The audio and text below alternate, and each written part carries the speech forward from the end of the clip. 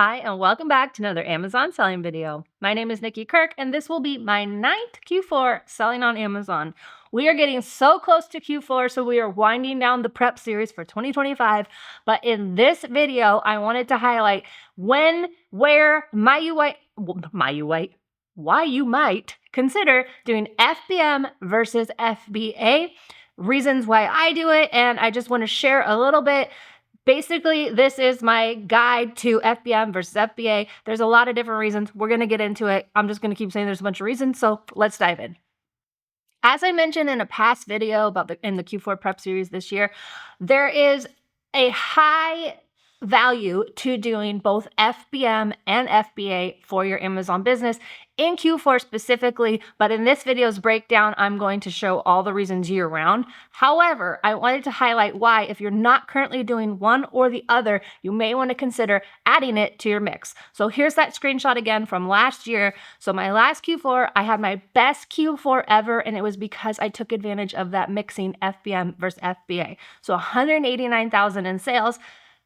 My best ever profit for Q4, $45,000 in profit. And you can see the breakdown here. My FBM, I had more sales, so 100,000 in sales.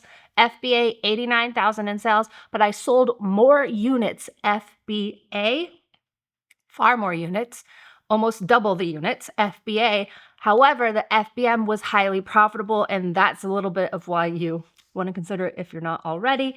I know a lot of sellers are kind of moving away from FBA for a lot of valid reasons we'll get into, but I still think it is really valuable.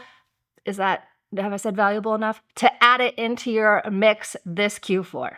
Now, this screenshot I'm showing you is from Sellerboard. If you are not already using Sellerboard, you can get 2 months free by going to the link on the screen or the link in the video description, yoursellingguide.com/Sellerboard.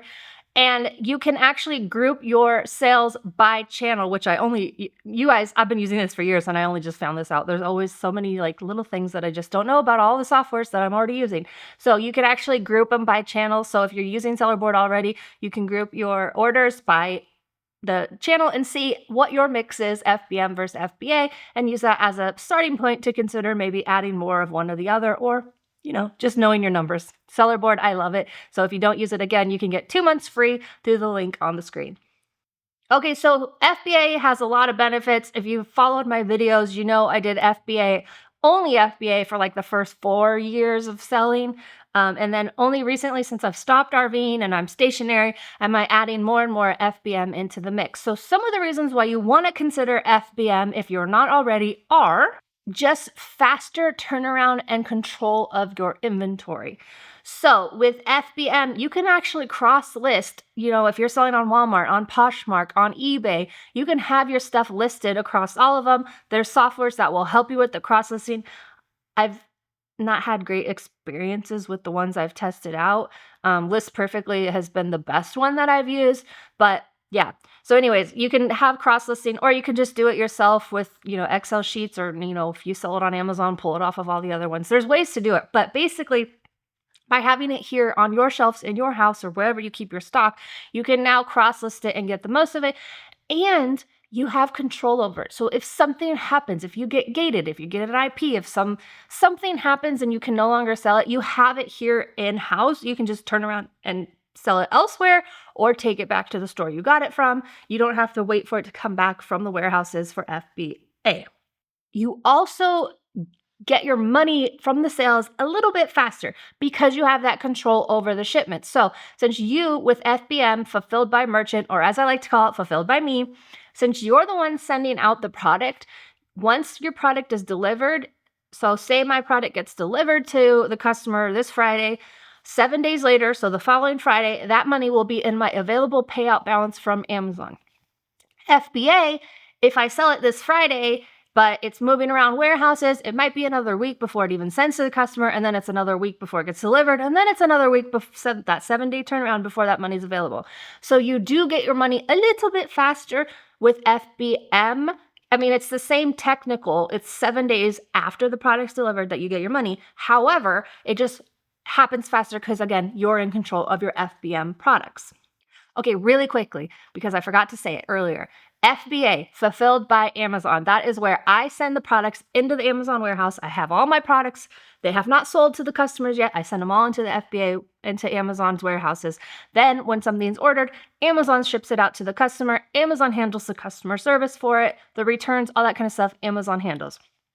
FBM, fulfilled by merchant, fulfilled by me. So that is where I'm housing the inventory. I don't actually send it to the customer until they order it.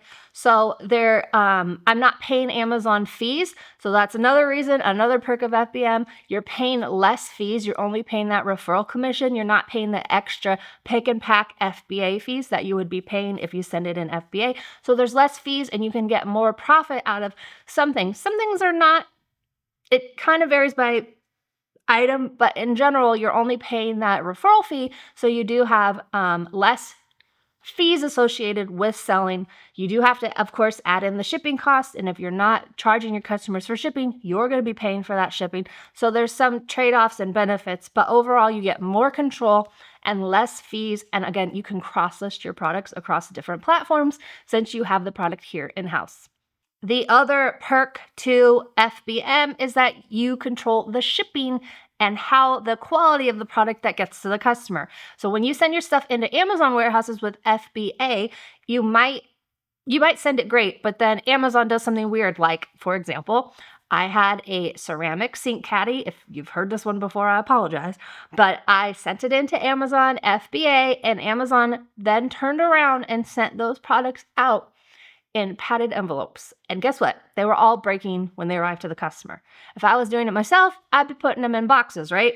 So you want to make sure that you are controlling over those kind of items. So you control all the shipping and like how it looks and gets to the customer. So if you send it out FBM and that soap leaks everywhere, that's on you. If it happened FBA, then it's on Amazon and you may get your money back from it since it happened during the shipping. But with FBM, that's a no-go because, again, you packed it and it's on you.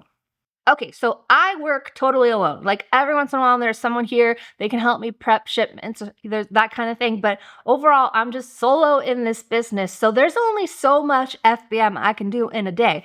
So with that, I still, even year-round, am 85 to 90% FBA. I still send a lot of my stuff in FBA. What happens during Q4 is things kind of change and I send a lot in for September, October, but around November I start limiting or scaling back on what I'm sending in FBA and instead focusing on listing and selling stuff FBM. Since that's all I'm doing, it's a little bit easier, but the way people are able to scale, especially me as someone doing this solo, is by having both of those options so that Amazon's carrying half and I'm doing the other half. If you have people helping you, you could be able to scale doing more FBM all on your own. But having that help is how you scale in general. Every seller I've talked to who's scaled, they have help in some form or fashion. They've outsourced something from their business. And so with me, I'm outsourcing part of it to Amazon to do FBA, and then I'll do the FBM stuff. Now, here are some reasons why you would want to consider FBM over FBA. Number one, stock shortages. Things that are in high demand, there's not enough of it.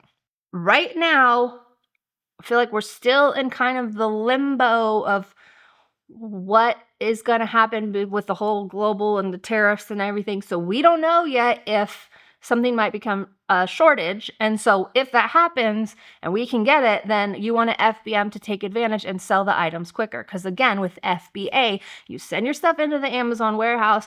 It moves around the warehouses to other warehouses. Don't ask me why. They always do it. It could be 2 to 3 weeks before your product's even like available to ship out prime next day to the customer.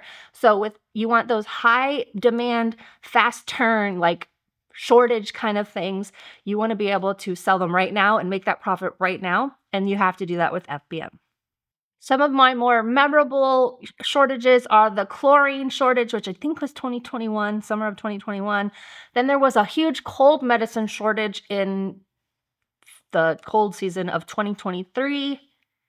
And then there was, all the shortages of 2020 that we know about. So there was all those kind of shortages that were happening, and I made a ton of money doing FBM during those shortages.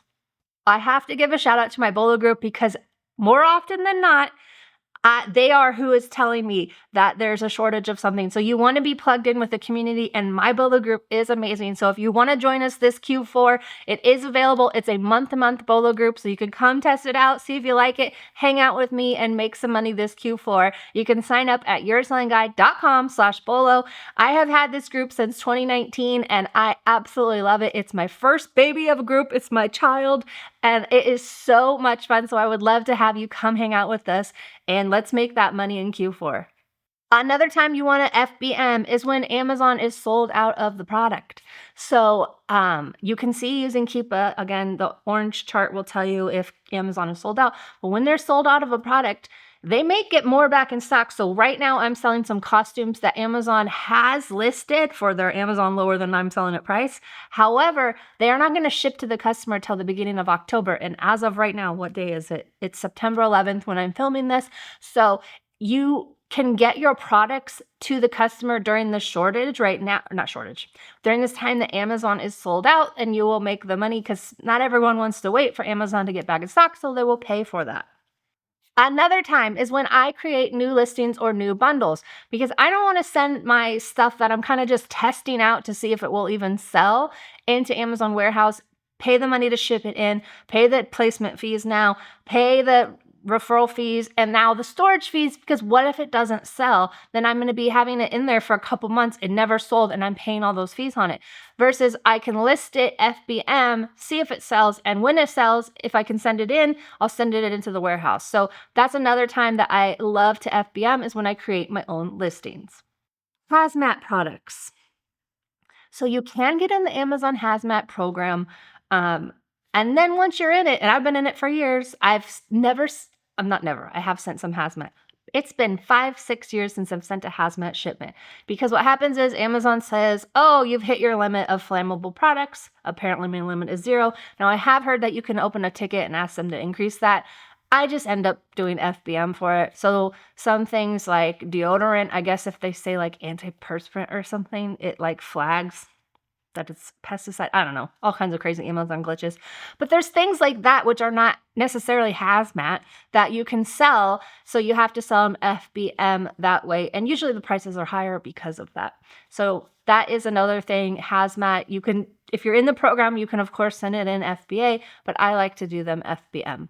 Another thing you want to FBM, those high dollar or hard to come by items. So if you have a discontinued beauty item, a really expensive shoe, you want to have control over that whole thing. So that $1,200 or $1,300, whatever, is like 12 something beauty item that I was selling a couple years ago, I FBM that. There was no way I was going to send that into Amazon where they might possibly lose it, they may damage it, the customer can return it, and I don't have control over how the return comes back, right? So those high ticket items, I'm going to send them confirmation, signature, delivery, and I'm going to take photos before I send them, but I'm going to most importantly house them in-house so that I can control that high ticket or hard to find discontinued item. Now, if something happens and you get the FBM return and they wore those shoes or they return their old shoes, you can then go back to Amazon or charge the restocking fee to the customer. But yeah, you want that control over those high ticket items. Anytime I test out a product that is a higher rank than I'm maybe used to, I will FBM it just to see if it sells. So the same thing with that high-end beauty item. I think it was ranked like 600,000 in beauty, which at the time was crazy high for me. I was like, oh my gosh, does this sell? It sold fast. However, with those higher rankings, I can wait to see if it's going to sell. And then, you know what, with those high ticket items, because I sold it FBM, I paid less fees on it. So I made more profit on it. So there's just different things like that. So if it's a higher rank and you're testing something out, you may want to consider FBMing it until you see if it sells or not. And then of course, we all know about multiple season. So with multiple season, from April to October, although I think they said this year they're rolling it back to middle of September, maybe now. Can't remember exactly. But there's that whole summer meltable where everything is hot and you can't send meltables like gummies, chocolates, all that kind of stuff. So that's another reason why you can make a lot of money FBMing those items during the summer. Now, when do you want to FBA? Because it just sounded like I said FBM is the only way to go, right? But again, I sell more units and sell year-round FBA. So for me, I want to FBA grocery items. all my grocery items go in FBA. They just, for whatever reason, don't sell. For me anyways, my experience over the years is they will not sell when I list them FBM, but the second I send them in, they start to sell. Same price, everything. I'm not sure what it is, if people are just wanting that prime delivery, because of course FBA, you get your prime delivery as a customer. FBM, it's hit or miss. If you get prime, it depends on the seller if they can sell it FBM prime. But anyways, so grocery items I always send in because I've just experienced, and obviously go off of your own experience, but my experience has been that they just don't sell when I list them FBM. Again, I talked about the ability to scale. So FBM is all on you. If you are overwhelmed, have so much other stuff going on, you can only do what you can physically do and physically store, right? Because you have to store all this inventory yourself or have someone else store it for you. So with FBA, you can send in a ton. I've never even come close to hitting my limits of what I can send in. So you can send in a ton of product FBA, and then you'll be able to scale that way by having Amazon do that part of it for you. And then there's the just Prime customer aspect. So with your FBA, all your orders, all your customers with Prime, which is probably most people shopping on Amazon, get that Prime free delivery, next day delivery. With FBM, they are going to have to sometimes pay for shipping, and sometimes they'll get it, a week later. So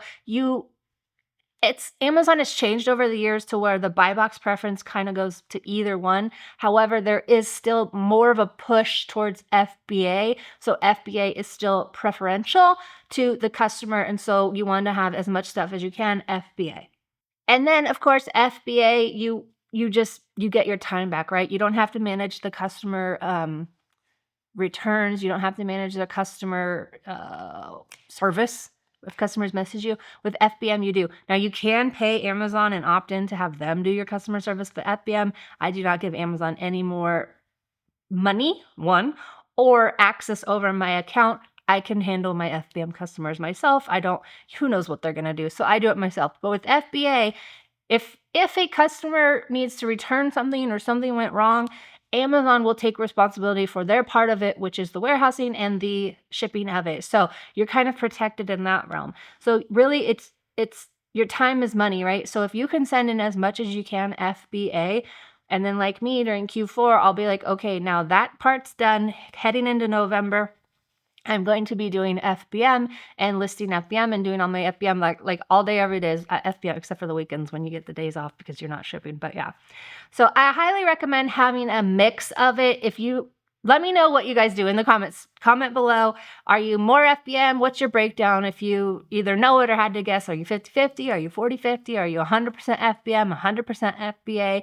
And most of all, is anything holding you back from going to something else? So go through the comments, comment what you're doing, and then let's help each other out. If you have questions, go ahead and ask. I love the community because they'll answer each other's questions on the comments. So definitely comment below.